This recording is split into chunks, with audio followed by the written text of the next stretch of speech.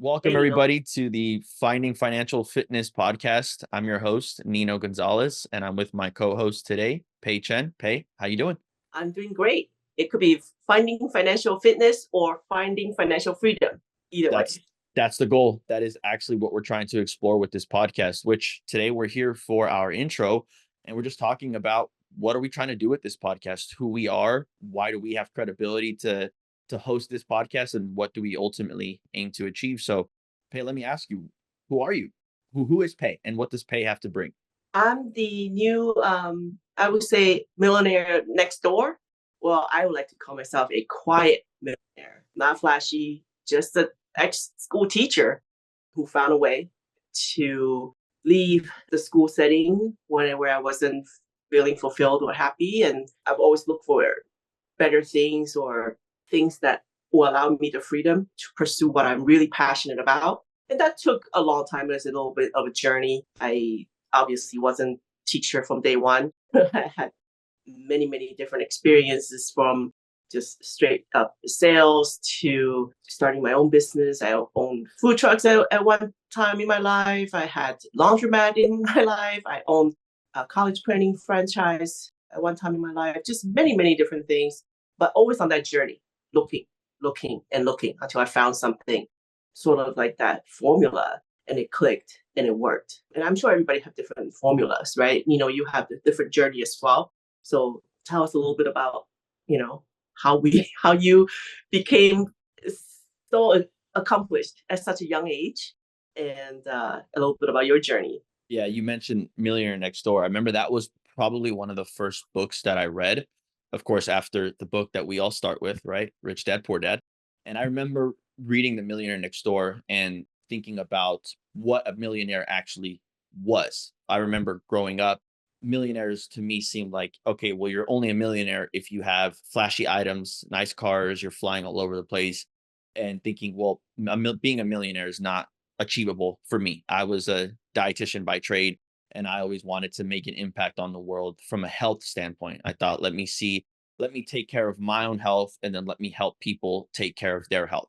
And so I had a lot of disciplines for going to the gym, eating healthy, and a lot of these same disciplines I was able to apply into the financial world once I eventually got there. But I never really understood the what money meant. I just knew it's something we needed to accumulate, and we worked for money, and that's all I knew. So I spent the majority of my first few years in a career as a dietitian. I enjoyed it, but it was all about making money. And no matter what I was doing, I would always try to have multiple jobs because, of course, more money. And it wasn't until I started reading Rich Dad Poor Dad, The Millionaire Next Door, a bunch of other different, more philosophy based money books that I realized, hold on, why am I doing what I am doing? If it's just because of money, there's other directions that I can possibly go that will A, be easier, and B, will make me more money. And that's where I came across on this journey. Of course, you were one of the first people that I actually met on this financial journey, and it's been a wild ride.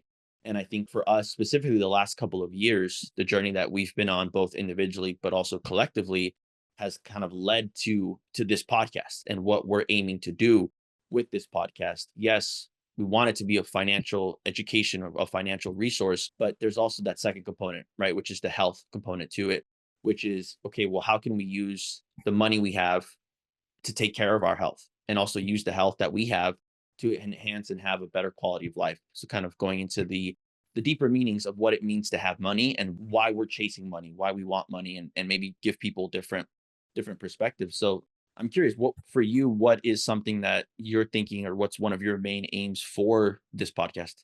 I think I want to take out the fear of talking about money. We all have different baggage or issues that, whether consciously or subconsciously, that fear about money, it just kind of lingers with us. Either not fear about like having money, but the fear, actually, maybe even the fear of having money, but just even just to talk about it. It's such a taboo subject. And I don't understand why, to be honest, because we can talk about everything else except for certain things in life openly with people. In the last couple of years, I've talked to hundreds of people, whether face to face or even virtually, and I realized that there's a kind of common thread that is so refreshing to be able to find a group of people, or find, even if it's just one person, who is willing and able to discuss money without prejudice, Mm, which is huge. And I yeah. think the more we talk about it, the more we kind of just uncover what it is all about. Like, what is money, right? It's a means of exchange. But why is there so much baggage around this topic? So ultimately, I've thought about this for a long time. Like, what is the goal, right? Yeah, of course, I want to help people. I want to bring them elevate. I want to bring my friends along, on a big giant cruise so that I'm not by myself, right? So that's kind of like the most basic level of where it all kind of started. But now it's kind of gotten to a next level where you're thinking like, okay, well, why is it that as a society as a whole, we just, kind of hide behind closed doors to talk about this topic when it should be a publicly discussed topic? So that's Right. kind of the journey where I am right now. You know What what it about made you? me think of is, what are the two, when you go into a bookstore, Barnes and Noble, just any general bookstore, what are the two most common topics that you'll notice that you can get books from? The most popular ones: self-help and financial books.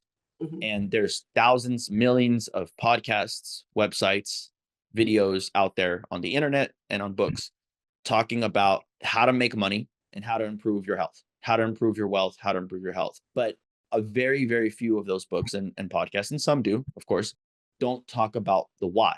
They don't help us understand, why are we asking this question? Why do I want more money? Why do I want to try this strategy that's going to make me a couple $100 a month or a couple $100 a year? Getting to that root, I think, is such a powerful discussion. And I think, like you mentioned, it is very stigmatized. It's something we keep very private. We don't talk about how much money we make, or how much money we spend, or how much money we want to make.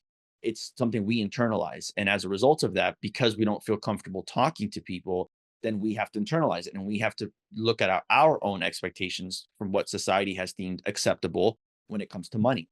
And that is something that I think is very powerful with this podcast, being able to very much have an open discussion, both you and us, you and myself, but also having guests come on from all different walks of life, be it health and wealth, and they can share their experiences.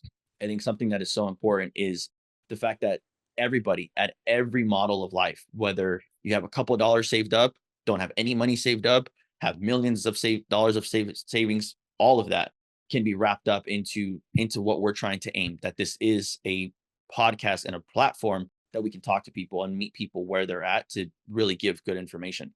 Exactly. Through the exchange of information and just conversationally, I think, even personally, I've elevated, you know, my financial situation and also mindset wise as well.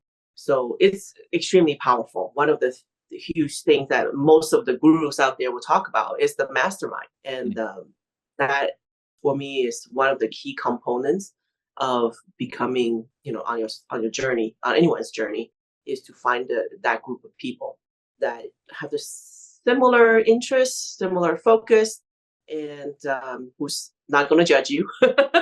And when you can find that group, oh boy, it will take you to the next level. So we're hoping to help inspire people to be out there, look for those people, find the right group, and see where it takes you. Right, there's no limit to what we can do if we set our mind free. So that's Definitely. probably will be the most rewarding thing for me, is to see the people that I talked to, or met throughout these last couple years, to see that transformation. It's almost like we describe, like we're here at the peak of the mountain. I'm sure there are higher peaks, but at this point in our journey, right, we can see from like a 30,000-foot view of what happened. Mm. And it's not that we're trying to save people, but we want to share this experience with as many people as possible, and perhaps some of those people will come along with us to go to achieve the next level. So I see this podcast as very much part of that process, right? We share this message out there, and people hopefully will take advantage of the information, maybe even reach out to us, and then we can see what new partnerships or friendships can form for that. And it's just exciting. I love it. Yeah. So tell me, what are some topics that people are going to look forward to hearing in the coming episodes from us? I'll go first. I'll share kind of my top ones that I'm excited. So I've been in the last 18 months learning a lot about travel hacking and credit card points and traveling the world, and something that people will see in these episodes, because we're filming both a podcast but also video, is you'll see us in different areas of the world. And I want to talk about those strategies that we've used from a financial standpoint, but also from using credit cards to find ways to travel business class, first class, to parts of the world that I never thought I'd visit. So that's one thing that I'm very excited to talk about. Talking about on the health front, debunking some nutrition myths, some exercise regimens that people can actually use on a day-to-day basis to implement in their lives and not stress about it and obsess about it. They're looking at that key goal. What's the end goal? Why are you trying to be healthy? The same thing with why are you trying to be rich? It's getting into those meta topics where we're talking about the why behind things and bringing guests on who have answered that question for themselves or who are currently searching that for that question, just like we are. I'm really looking forward to talking about the infinite banking concept, IBC, with you. I think that for us as individuals, that's the foundation to not only our wealth, but generational wealth. And the more you can feel secure in your own generational wealth, the more your family and your loved ones can focus in on their health, their mental well-being, their physical well-being. So those are some things that I'm personally very excited to discuss. What about you? Absolutely. As someone who's practiced IBC for over 11 years, that was music to my ears. I love to share, my story about that too. And we could definitely talk to some experts as well. That's actually one of the things I really love to do is invite not just experts in their field, but also people who are just like us and who have reached certain level of achievement. I want to talk to them. I want to know kind of how did you get so rich type topic, Yeah, yeah. because I feel we can definitely learn from each other and kind of understand their thinking and processes that they've implemented. So that's the one big thing I'm looking forward to is to interview some great people. And then some of the things that I think would be great to also talk about besides the health aspect would be kind of like if you can go back, to your 18-year-old self type of things, like, let's talk to some people in their 20s, let's talk to some people in their 30s, talk to some people in their 40s, and just kind of see where people are on Right. that process. So we kind of have open discussion on many, many things to talk about, and also books that we both enjoy reading. I'm Mhm. not a speed reader. It takes me a long time because English is not my first language. But I always rely on Nino to give me great resources on what to read, so I can like, okay, of all the walls of books, like let me pick Right. out the ones that are really really interesting to read. So those are kind of the couple things that I'm looking forward to do with you. Yeah, definitely. There's definitely a lot of books that have influenced my life, and I'm definitely a huge reader. But I am very excited to be on this journey with you, Pay, but also with everybody that's going to come along. We're who knows how many people will listen, who knows how many people will tune in. I think we have such a unique opportunity to share a message that is very unique, and I'm excited for the amount of people that we can talk to, both from the podcast but in person, like we already are doing, and beyond that. I'm very excited. I think this is something that's been in the making for a long time now, and let's get on this journey together. All right, I'm super excited. Thanks, Nino. All right, thanks everybody. We'll tune into the next episode where we'll be talking about some unique concepts. Please stay tuned. Hey there, everybody. Welcome back to the Finding Financial Fitness Show. I'm your host, Nino Gonzalez, joined today again by my co-host, Pei Chen. Pei, how's it going? Great, nice to see you again, Nino. How's Yes, everything over there? this feels like we're talking from a different side of the pond, but we're on different ends of Houston. As many people will know, Houston is a pretty big metropolitan area. So we're in the same town, but we're also pretty far away. We'll be doing some podcasts in person, which I'm definitely looking forward to doing as well. But for now, we're joined remote. And for this episode, I mean, for us, it's talking about who we are. Right. We mentioned this very, very briefly on our trailer, kind of what we're bringing into the show and what our backgrounds are. But now we're going to kind of dive a little bit into that. I know I have my own unique story. Pei has her own unique story, just like everybody else does. And so I think the more you know about us, the better you'll see where we're coming from, the angles that we're trying to help, and the discussions that we're having. So, Pei, I know you have a very long and complex, and I love hearing your story every time because you have so much history kind of baked in that and life experience. So why don't you go ahead and share with the audience? Hopefully this is not going to show my age, but but yes, long journey to be here. Hi everybody. So we're sitting here in Houston, Texas, but I am not a native Houstonian. Came here by way of Taiwan, then to Boston, then to California, then to Hawaii, and then finally here. So this is hopefully not the final destination. I love Houston, but I have bigger dreams to see the rest of the world. And who knows, maybe I'll come back here and finally just settle down when I, am really, really much older. But right now I'm still on a journey to travel and see the world and enjoy life. But yeah, immigrant to this country. And I've always been a little bit different. I'm a good student. I follow what my parents tell me to do, right? Study hard, the typical immigrant story. Study hard, go get good grades, and go get a good job. But when I was about to go to college, I actually talked to my parents about, hey, instead of paying tuition, which I saw the bill, and I said, why don't you give me the money so I can go and start a business? That conversation didn't go so well. I wasn't very persuasive. I didn't have a business plan. I didn't know what I was doing. So good thing they said no to me. And so I did go to college, got my bachelor's degree in political science of all things. And coming out, I just didn't know what to do. So I went into sales. By nature, I am actually not an extrovert. I train myself to be an extrovert. I train myself to do the things that I don't enjoy doing to get good at it. So I went into sales. I was a counter girl at Macy's, the makeup counter. Talk to strangers, being very, very uncomfortable, out of my comfort zone. But I got used to it. I got comfortable. And now I love it. So not to say that you can't change who you are, right? Like through repetition and just kind of conscious decision to make a change, it is possible. And then after that, I got married and my husband, joined the military. So we got moved around a lot. So California was where he did his training. And then we got deployed to Hawaii, wonderful 7 or 8 years of our lives. And then when he got out, we moved to Texas and I became a teacher.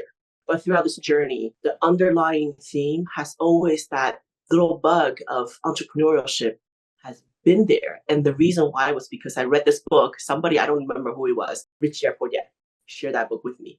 And that little seed that got planted in my brain germinated over the years. And that took me to today where, I'm enjoying a wonderful lifestyle and I get to help people and teach people what I do, and met someone awesome like you, Nino, along the journey. And here we are doing a podcast, right? So what about you? Yeah, I think that's such a unique, I think there's a preconception, at least I think it's changing now, but there was always a preconception that the people that were wealthy or rich, which we will have an episode that will discuss the difference between what it means to be wealthy and rich. But I think oftentimes people have a misconception that people inherit their wealth and that it's very difficult to just bootstrap it and become wealthy, that the rich have an unfair advantage that other people don't have. And I think that your story and mine and many others goes counter to that, that you can start from basically nothing, come to this country with nothing on your back, with not really knowing much, and still become a success. And of course, success is a relative term. But I think that's such an inspirational journey that you've had. I know you've shared that story multiple times, and of course, I've gone deeper. So I love hearing it. So on my end, I mean, I grew up as I'm a little bit younger than you, Pay, but it was always It's a my little. parents were very disciplined about go to school, get a degree, and get a good job, 401k, retire, the typical middle class family. And that's how I was brought up. I was an athlete. Soccer was my choice of sport, and then eventually got into bodybuilding, which is kind of the other angle to this piece that we're going to be discussing as well. Is that was my journey. My journey was not about making money. My focus was health. My focus was both of my parents were always physically fit, always very active, and instilled those disciplines in me. And the way I took it was, now that I can look back, is, well, if I can't have money, well, I can at least have my health. And my parents always instilled in me that money doesn't matter, health does. And that's something you can control. And I'm not saying I fully agree with that, but that's what I was brought up with. And so I knew that my focus had to be health. And from a wealth standpoint, kind of do what I need to do, get a good job. And so I went after I ended up realizing my dreams of not becoming a professional soccer player. I realized, okay, well, let me go study school. And I learned about nutrition, learned about exercise, became a clinical dietitian, worked in the hospital setting. Money was fine. But like you said, there's that term you used, the entrepreneurial bug. I never knew what that meant. I never put a term on it, but there was always this desire to want more. I remember I started off when I was playing soccer. I would buy soccer shoes. I would go to a Ross or a Marshalls and I would see these soccer shoes that are like $250, $300 shoes. And I would see them for $20, $30. And I'm like, oh, that's a great deal for myself. Surely enough, when I would go play soccer, people would ask me, oh man, your parents must be rich. You got those new shoes. And I would say, no, no, no. I found a way to get them. And then I'll never forget this. One time I ended up selling the shoes I had on my feet for triple what I bought them for. Right. Was playing soccer and the guy really loved my shoes. I sold them to him for they were half of what the original cost was, but I only paid 20 bucks. So I got 3 times what my money was.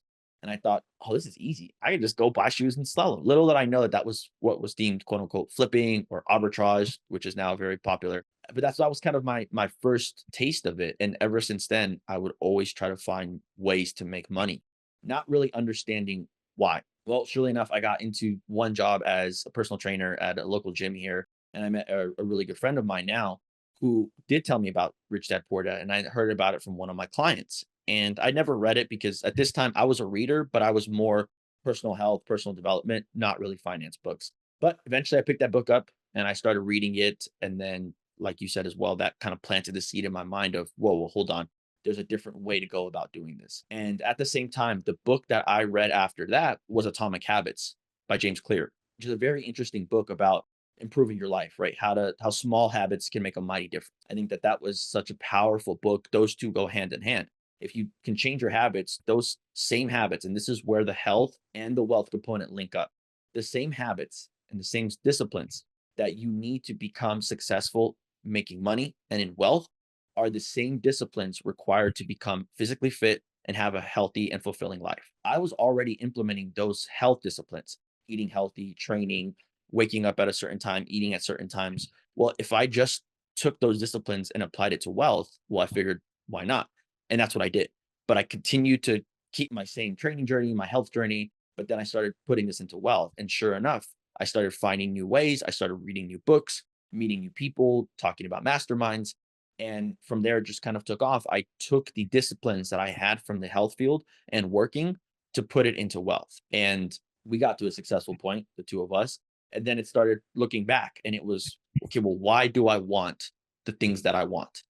And I couldn't answer that question. I think once you get to a certain level of wealth, you start asking questions. You need to have a certain amount of money to start asking these philosophical questions, if you will, because otherwise you're just worrying about day to day, right? Scrapping by, Absolutely.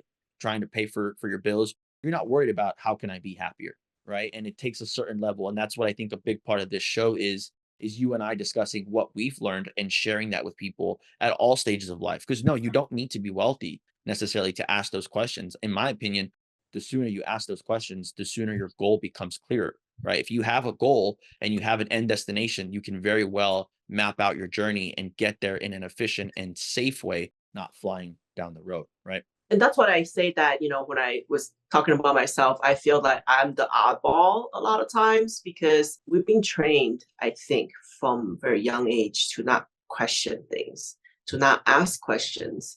And, when I questioned the journey of getting a bachelor's degree, or even getting a professional degree, I didn't know where to look. Right. And that led me to kind of searching on my own, reading the, typical Robert Kiyosaki books. And when I read the second book of his, which is the Cash Flow Quadrant, that changed my life actually even more so than the Mm, Rich Dad Poor Dad. Because the Rich Dad Poor Dad book was like more foundational yeah, kind of conceptual. thinking. Right, it's very conceptual. There's no actual things that you can implement. But when Right. he kind of mapped out the process of coming, starting out as an employee, then moving into the self-employed, and then moving into the business owner, and then moving into the investor journey, which is exactly how I follow my process, right? Which is crazy. I started out after graduating from college, being an employee. Then after that, I bought my own job. Right? I bought myself a job where I own a laundromat with my husband. So after working 8, 9 hours at work. We go home and work some more. But then that actually taught us like, okay, well, I don't want to own my own job. I want to own a business. So that took us to owning franchise business where we are wanting to hire employees and leverage their time. And then finally realizing I don't like to manage people. I don't even like to manage rental properties, to be honest, right? Right. I just want to manage my money. And once that journey begun for us as an investor, wow, the whole floodgate opened. And that mindset shift was just incredible. And, meeting people that have similar ways of thinking, it just really took off. And so that's why I love to talk my story because it's just so weird. It's Right. not common. And I'm not, like as a teacher, I taught elementary school for about 4 years. So as a teacher, you have fixed income, you don't have large sums to work with, but yet we made it happen because we wanted it to happen. So just that process is something I'm sure. I mean, we've talked hours and hours about that too, of how to change that within yourself. It's a very interesting topic. I would love to hear more about other people, how they go from that, that process. Well, I think even starting one step back, where I think people might be asking, oh, well, that's great. You guys had this entrepreneurial bug, but what if I Mm, don't? And might be wondering, how do I know if I have that bug? And my first answer to that is, well, if you're listening to this podcast, more than likely you have that bug because yeah. you're searching for something, right? People who embark on a financial journey or a fitness journey, the people who are asking those questions, you need to first understand and be aware that you want to do something different. Then you start asking the questions and start searching. So if you're already here, well, you're already on the right journey. But what are some characteristics, in your opinion, that you think people might have that will let them know they have that entrepreneurial bug? Is it just the desire to make more money, or what do you think it is? No, I think it's almost like, I hate to sound like conspiracy theories, right? But it's that clarity in your head that kind of thinks like there must be something. That has Yep. always been in my mind. It's like there's gotta be a better way. There's gotta be something different. Why is everybody going that direction? Right?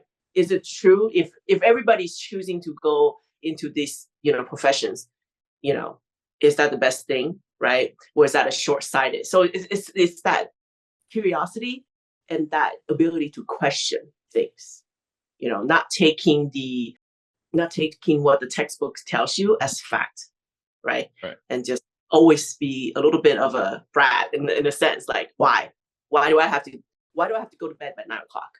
Yeah.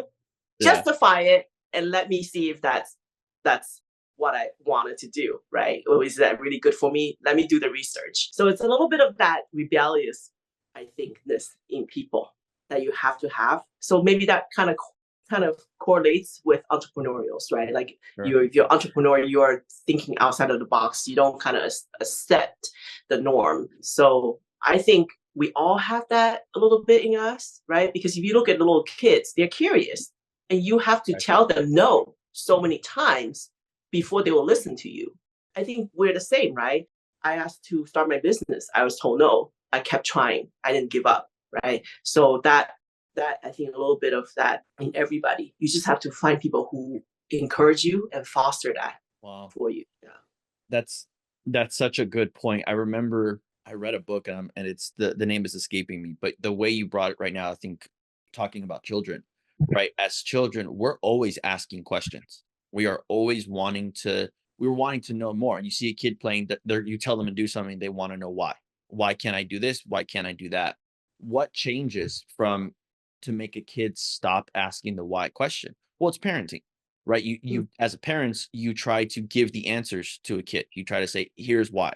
Why do I have to go to bed early? Here's why. And oftentimes the majority of people will say, because I said so, right? Now, yeah. most kids don't want to hear the science because, oh, you need 9 hours of sleep, you need 8 hours of sleep to wake up, feel refreshed, you'll feel better tomorrow. But there are certain individuals who, even as children, are data driven, who want to know, okay, well, why? And if you tell them, oh, if you sleep well, you're going to have a better day tomorrow, you're going to be able to play with your friends more, but you give them a reason and then they feel better about it. But what ends up happening is the curiosity is taken away sometimes by teachers and by parents. And we're taught consistently and we're disciplined from such a young age. This is the right way to go. Go to school, go to college, get your degree, get a job, buy a house, get into debt, so on and so forth. That's what we're taught. And when we hear it so many times, we believe it. We believe it. Mhm. And it takes a moment of frustration. It takes a catastrophic event or maybe a miniature event that happens for you to then start asking the question, all right, this is like, there's got to be another way.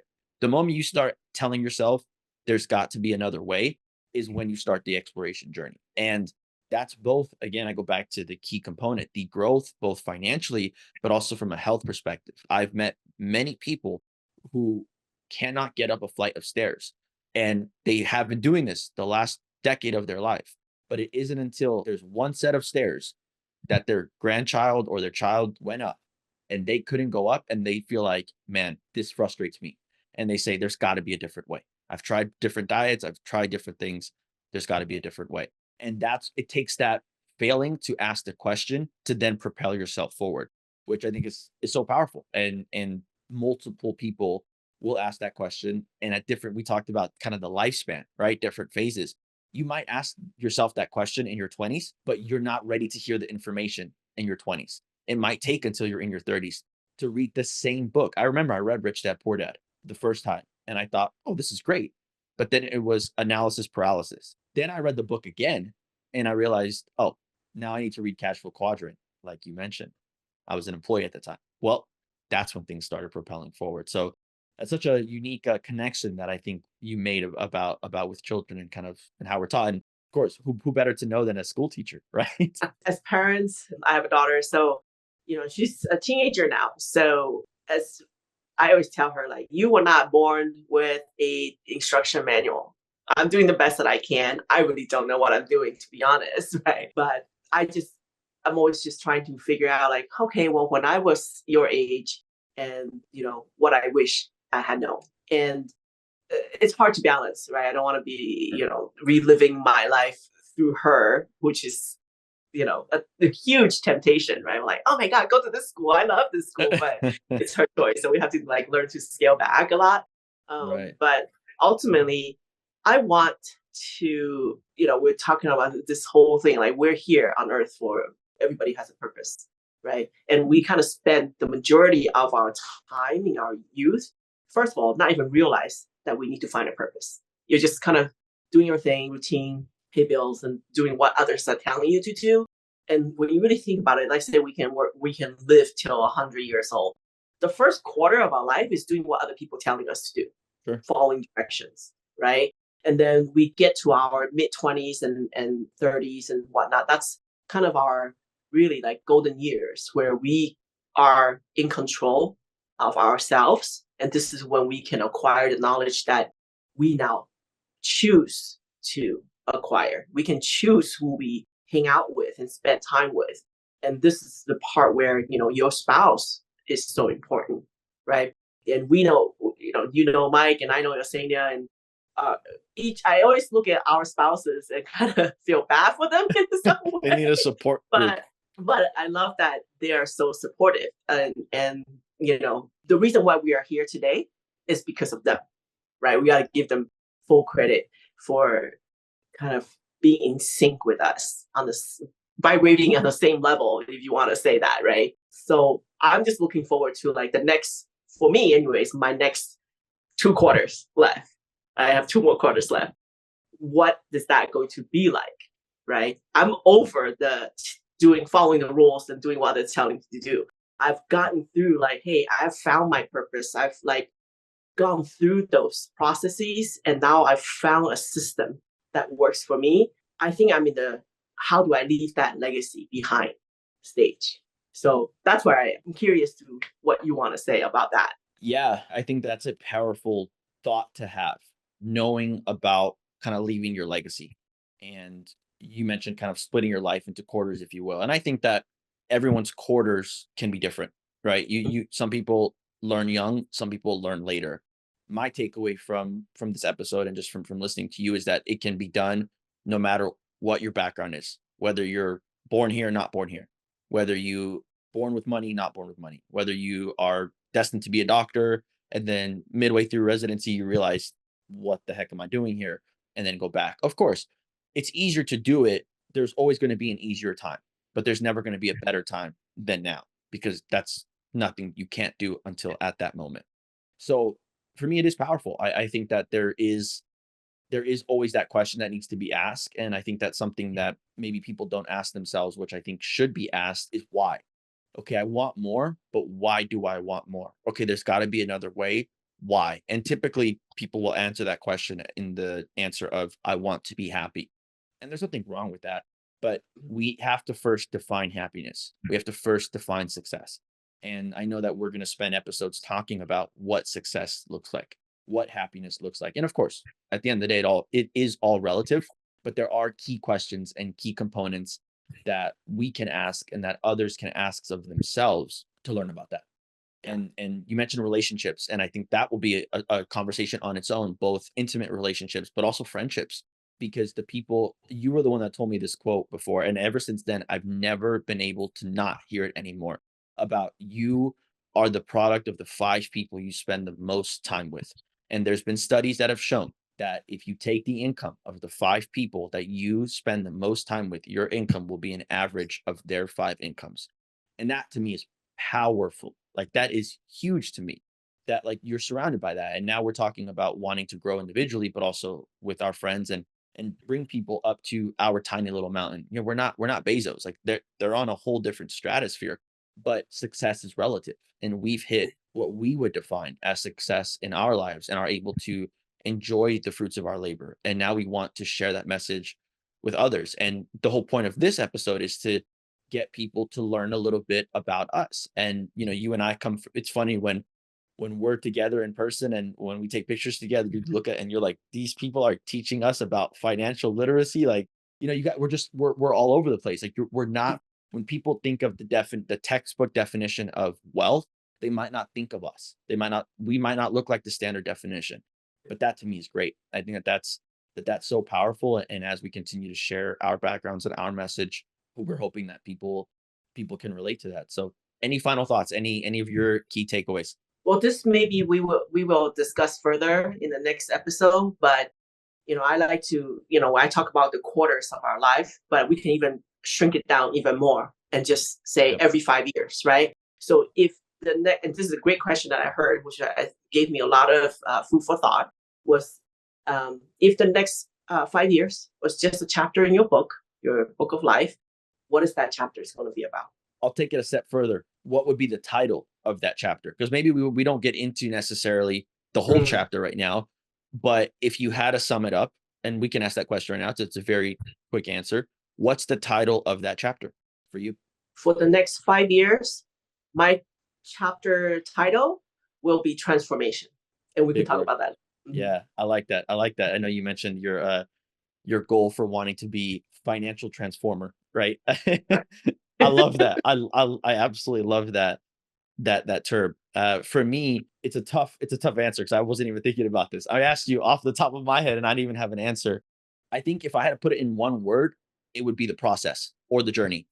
And there's obviously that can be unraveled, which I think the transformation and the journey are 2 different words, but they're on the same wavelength, especially because I know how you and I think, right? And I think that to summarize those 2 words, it's we've spent a lot of time getting to a destination because we've broken free of the shackles initially of what we were told we should be doing. And we're like, no, we're going to go on our own journey and go make millions, because that was the other alternative. But we didn't really think about the journey or the transformation as we got there. But now we have the opportunity as we go into the next 5 years to fully transform and to fully appreciate the process and appreciate the journey. And that this podcast is part of that process. It's part of that journey. And I hope that people will see kind of what we're trying to bring in. And I'm so excited to be here. Yes, same here. Here. All right. Well, thanks again for coming today, Pay. Thanks everybody for joining in. Be on the lookout for the next episode. Who knows what we're going to discuss, but I guarantee you it will be fun. All right, everybody. Take care. Bye.